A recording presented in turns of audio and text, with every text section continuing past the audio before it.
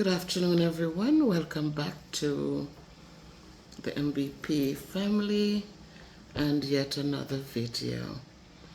As I said a couple of days ago, I was in town and happened to see a group of young men, high school students, and I spoke in a prior video when my hair was getting done and I did my hair, how disappointed I was, how heartrending it was. It was just a sad state when I saw so many of them with their skin bleached out, with their knuckles so black, the lips so dark, and who knows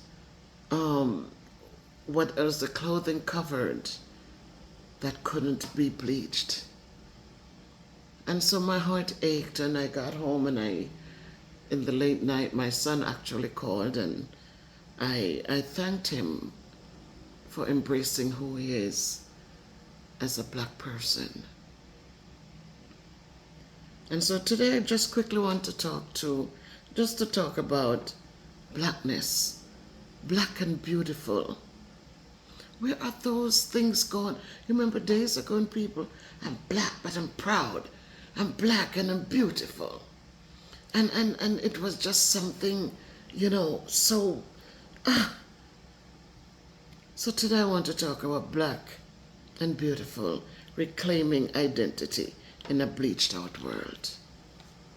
And so as I talked to my son, I was taking notes that I had to go and do my research on. We talk about the caste system done for the Indians. We talk about in America the paper bag rule, and then in deep Africa we talk about the darker you are, the more prominent you are. And so today, let's quickly talk.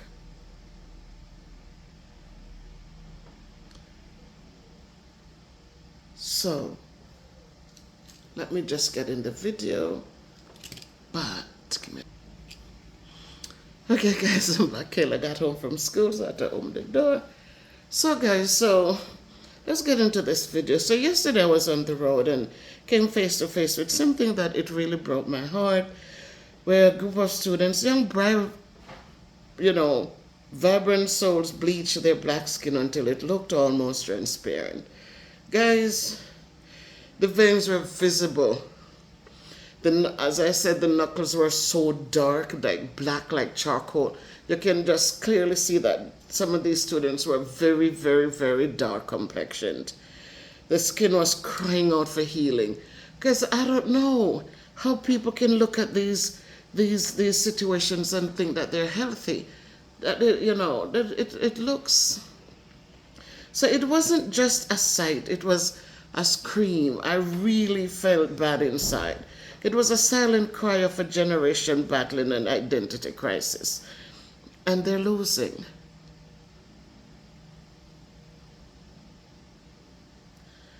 So as I said, I spoke to my son and I thanked him for embracing who he was, to embracing his blackness.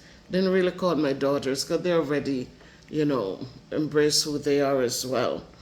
So we ended up talking about history, some deep things in history, and how the world has treated dark-skinned people over time. And that's the problem, So in India, under the cruel rules of the caste system, the darker their skin was, the lower their place was in that society.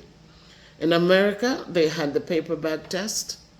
And for that, it says if your skin was darker than a brown paper bag, you were diminished. You were treated less than human.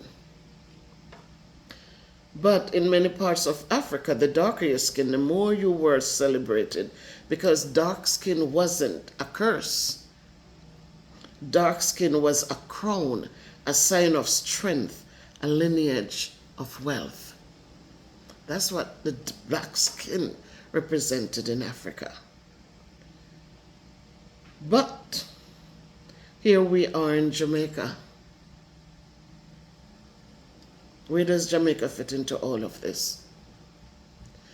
Where does Jamaica fit into it? You would think that Jamaica, yeah, the slaves, they brought them here, so we're predominantly black, right?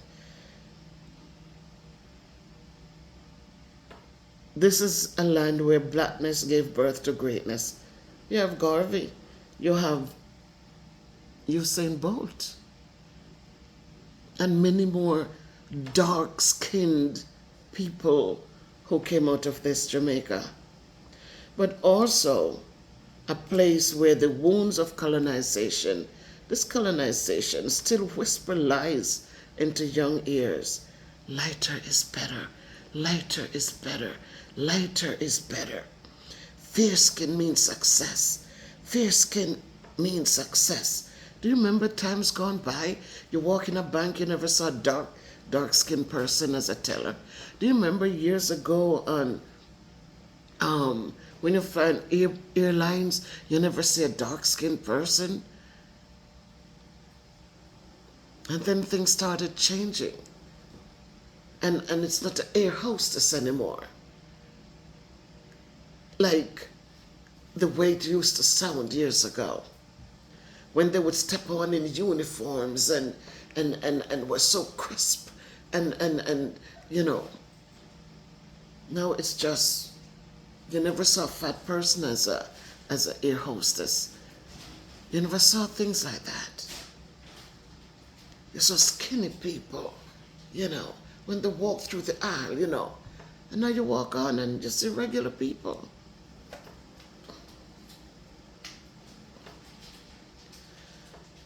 So, when it's whispering, telling you that lighter is better, that the fair skin means success, right? Even though our roots run deep in Africa, even though our culture, our music, our dance, our pride all flow from the blackness, from the black rich soil, but still the whispers are louder. And so I just want to say, if you're battling, if you're watching this video, and I'm asking that people will share the video, hope that you will help others to understand that if you're battling with your identity, this you must listen to now. Hear me now. As a black woman who gave birth to black children, who have been successful, who have walked in good places. I remember when my son went and he met the governor of Connecticut. And that's, you know, and he says, yeah, I might be black, but I am thriving. I remember when they gave him the proclamation for the city of Hartford, and that was, he felt good. A young black man didn't go pick up a gun, he didn't go pick up drugs, he didn't go pick up. So he was able to be among some of the best. My daughter, when she worked for ING, they're both accountant, both business majors. One stayed in accounting and auditing, and the other stayed in marketing. And I remembered when the older twin, when she got the job at ING, and people were shocked because I gave them names that maybe people call them white names, but then when they hire them and they see the value of what they bring. I remembered when she became a senior accountant in ING, and that was a shocker for white people, some of the white people there. But the man that she worked had to give, what do you call it? That's the person who was above her. And the other accounting lady, the accounting lady was surprised because she was saying, oh, they're just out of college. But she was finding errors that so many of them were making. She used her little black self to do greatness, in ING at the time, years ago. At 21, she owned her own home, and those things. So I'm saying your blackness shouldn't prevent you from just doing the right things, working hard, and move forward. Why is it that we have to return to bleaching out to look like? And we're doing that without anything of value. So let me say this to all of us young people and all of us as a black generation who feel like our blackness is a curse and our blackness is ugly. And let me say this to you. Your black is not a blemish. Your black is not a blemish. It is brilliance. Your melanin is not a mistake. Do you want to just stop for a moment and just tell yourself that your black is not a blemish? It's not a little black spot to just take some bleach and bleach it out. Your blackness is brilliance. Your melanin is not ever a mistake. It is majestic. It is majesty.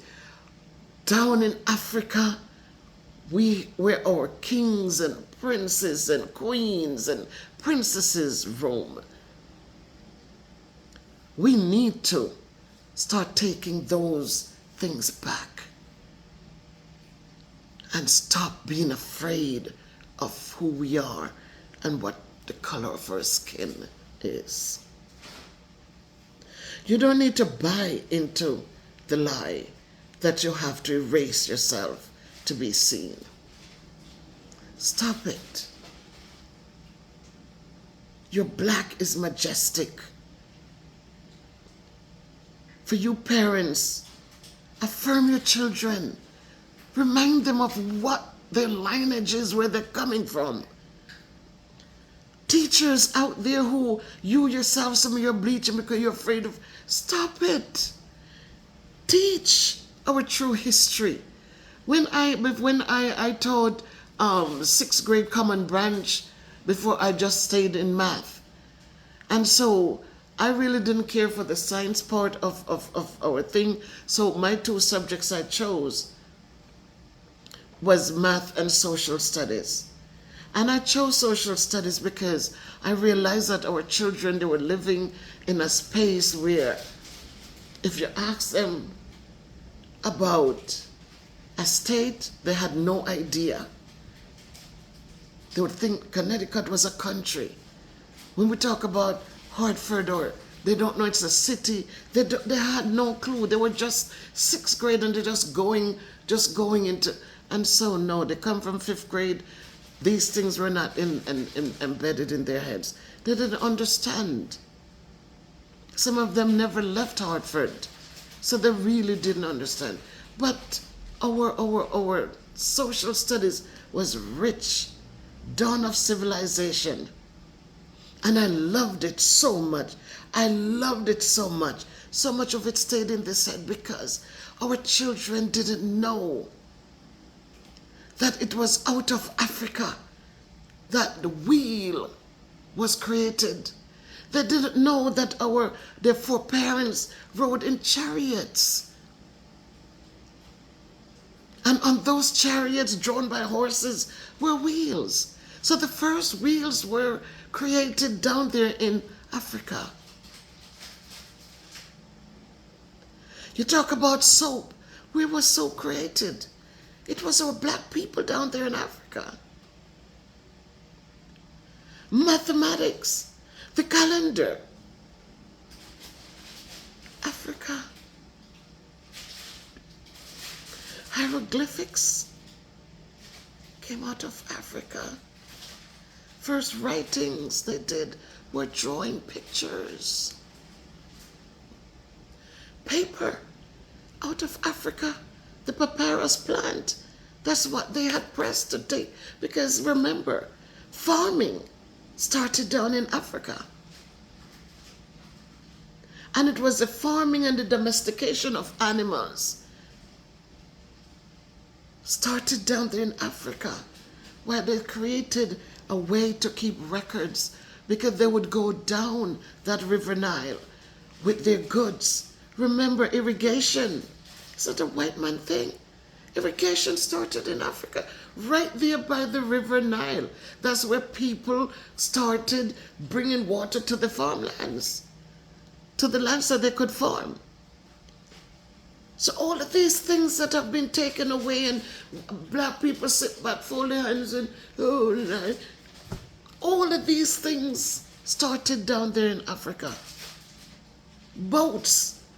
Today you don't see black people owning the boats. What is it? I mean, not said they don't, but just few. Maybe if they're on the ship, the fisherman thing, and a few men. But why is it a white man thing? Where all the big boats and the nice boats and all of that is owned by them. When boats were created in Africa, right there by the River Nile, to bring goods down the river, to trade.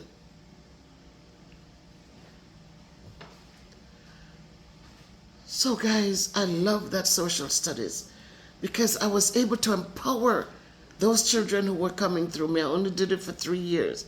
But I remembered well when we discussed that we sit back and we make it look like all of these things was given to us by a white man. But it wasn't. And our kids need to know. And our teachers need to teach. A lot of us, we sit back and we don't, you know, like my classroom when I talk to my kids, the white teachers will like, oh, Miss Summer Black, if we talk like how I'd like to that, they're gonna say, well, no, I said you need to talk the tough talk to the kids. So often the kids come in and they sit down and you have people talking about, oh, we don't have resources, when they have more than enough resources. Kids tearing up the classroom, nobody stopped to say, listen, if you step across the border and go into West Hartford, I would like you to understand that those children are sitting down and learning and building. They will become the next governors and the next Supreme Court judges and the next, you know. Well, look at you. You sit here, you jump around the classroom, you turn over things, you disrupt, and you learn nothing. And then we blame everyone because, oh, no, but you're getting the same opportunity the others have gotten. But because you have people in the society who are sitting down babying and sugarcoating and doing all these things, our children cannot find backbones so they can rise up and do well. Why are so many of our kids failing? When they have the abilities to learn. You walk in a classroom as a teacher, the first day the kids come into you, you introduce yourself to them and you affirm to them that they are filled with greatness and goodness. You would let them know that I believe in you and I want you to believe in yourself so that you can achieve as well. I had kids who go, I don't like math. Oh, I don't. Such nonsense. And I said, where are you going to end up if you don't love math? I said, let me tell you this. When they do the first assessment, the diagnostic, and I look at kids with 1 or 2, they come into 6th grade, no foundation. But I look at them and say, let me tell you something. At the end of the school year, you're going to be one of my top students. You always give them assurance. You always support and encourage them. How can math come out of our ancestors' home and we sit here as black people? Oh, I mean, I like math. Math too hard. When every darn thing you do, math is in it. So I'm also asking the parents, as I said, and I'm asking the parents to affirm your children, empower them, encourage them, and the teachers to teach our true history. And for the young people, protect your skin, protect who you are, embrace who you are. Embrace it, because if you don't, then who do you expect to? If you're trying to be other people, if you are burning out your identity to be other people, then what's going to happen? So please protect your skin, because that same skin tells the stories of kings and queens, of survivors, of a people too strong to be forgotten.